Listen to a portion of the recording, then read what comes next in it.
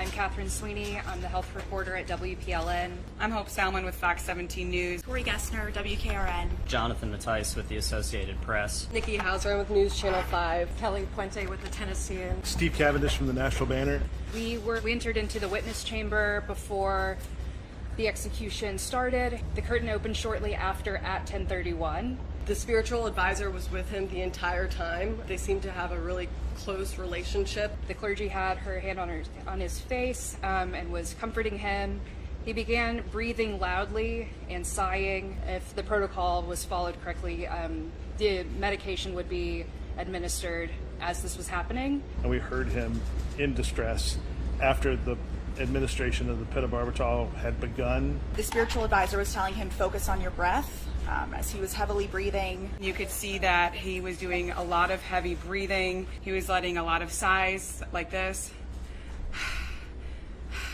He kept taking very deep breaths. His head did go up a couple times and then back down on the sheet. A number of times, I would say at least 3 or 4, Byron Black picked his head up, kind of looked around, moved his head around a little bit. Multiple times he lifted up his head, about 3 times where he did that. At one point he does lift up and he says, I can't do this. At 10:33, he was sighing heavily. At 10:33, he did murmur to his spiritual advisor something along the lines of, "This is hurting so bad." As his breathing continued, he said at some point, "This is hurting so bad." That was near 10:33. He said something along the lines of, it hurts so bad. And said, it's hurting so bad. He told his advisor, "It's hurting so bad," and she said, "I'm so sorry." The spiritual advisor replied, "I'm so sorry, just listen to my voice." She replied, "I'm sorry." She was trying to calm him, telling him to take deep breaths. He audibly gasped.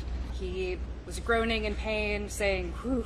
Shortly after, he groaned again. Lots of moaning and huffing and puffing. And at 10:34, he was still groaning. He lifted his head up and appeared and moved back and forth.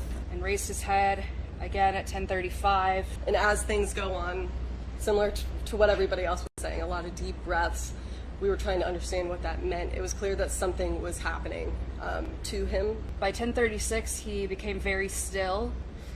They put the rock out, or the item, I'm not sure what it is, out at 10:36. That's to imply that the medication has been fully administered and the 5-minute waiting period has started. And about 10:36, he did appear to lose signs of consciousness. The window closed at 10:41. The blinds were closed, and at 10:43, there was an announcement that he had been declared dead. And the doctor came in and certified death at 10:43. And someone announced that the sentence had been carried out by the state.